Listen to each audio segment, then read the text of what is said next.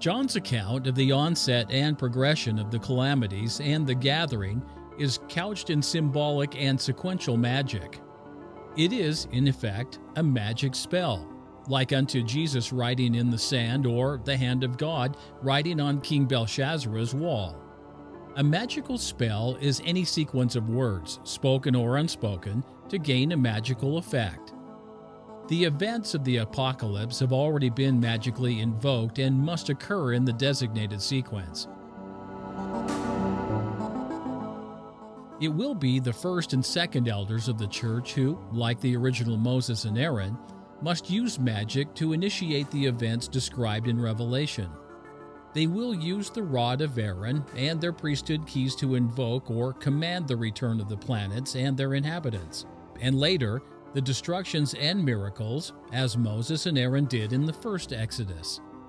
After they receive the keys, they will need the magical tools to perform their mission, the Davidic regalia. The regalia were last seen in the cave of Cumorah, the Lord's sacred treasury, under the care of the sacred treasurer Moroni. The regalia includes the sword of Laban, the rod of Aaron, the breastplate with Urim and Thummim, the Liahona, and the sacred records of the kingdom of God on earth.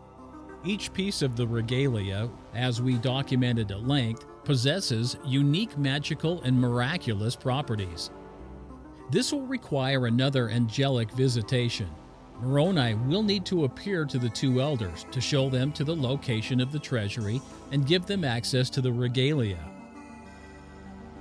Now, we know that Joseph Smith and Oliver Cowdery possessed and used some of the regalia. Joseph used the breastplate and Urim and Thummim to translate, in part, the Book of Mormon.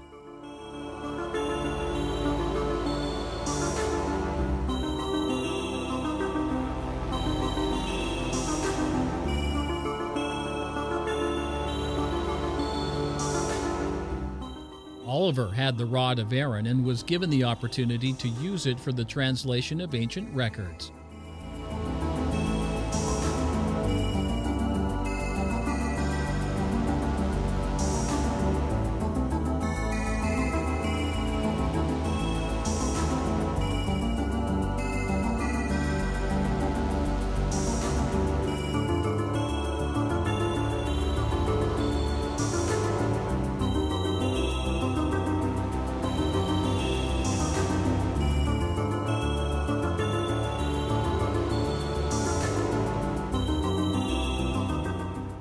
In preparing the text of this revelation for publication, Sidney Rigdon replaced sprout and thing of nature to rod. This was no ordinary divining rod, for it was made by God. Sprout and thing of nature were euphemisms for Aaron's rod to disguise its presence to the world. We know that many pieces of the regalia were shown to the three witnesses, including the breastplate, Urim and Thummim, the Liahona, and the sword of Laban.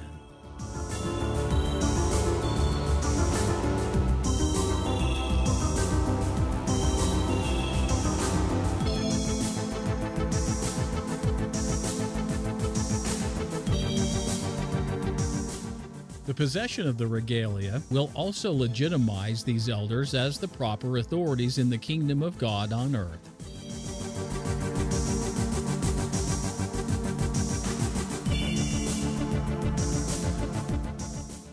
When it comes time for Moroni to inform the two elders of the location of the sacred treasury, he will likely not lead them there.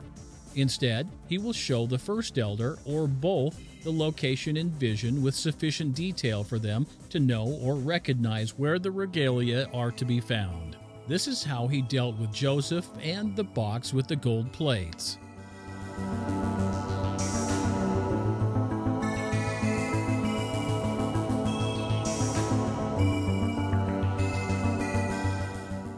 We should not assume that the regalia are still deposited in the Hill Cumorah or one of its departments, as Orson Pratt referred to it.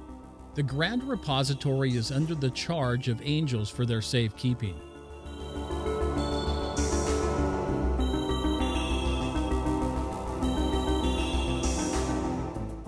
The cave or room was a tremendous size, 16 feet square, as William Phelps related, with a door to walk through.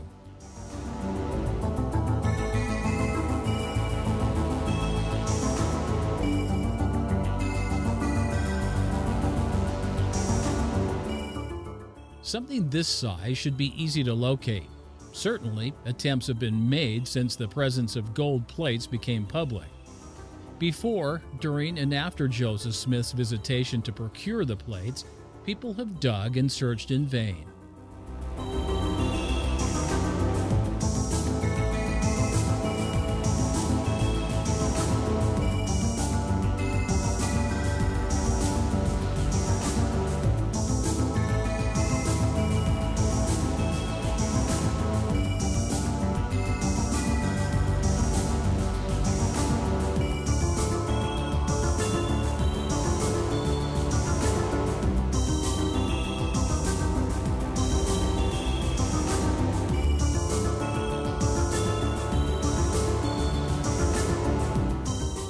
The question, then, is why has such a tremendous treasury room not been found?